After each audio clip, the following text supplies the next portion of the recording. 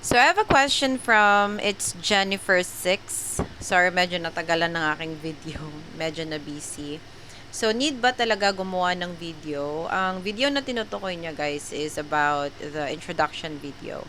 So it's a yes and it's a no because not all clients are asking introduction video. Mostly na nag-a-ask ng introduction video guys ay mga agencies. Siguro nire-require yon ng client nila or prior to interviewing the VA.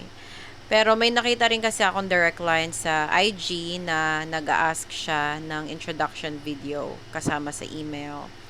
And there are clients na happy na meron din kasi ako client na nahanap sa WhatsApp na nag-message lang siya sa akin if I can do this job, ganyan-ganyan. And then, yun na, hired na, ganun lang. So, depende. It's a depende. So, depende. If I were you and if you're planning to apply as a virtual assistant, you can prepare introduction video.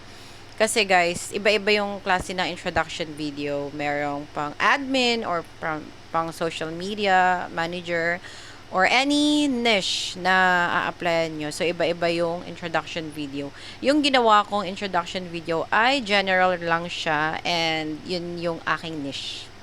Sana nasagot ko ang iyong tanong. Thanks!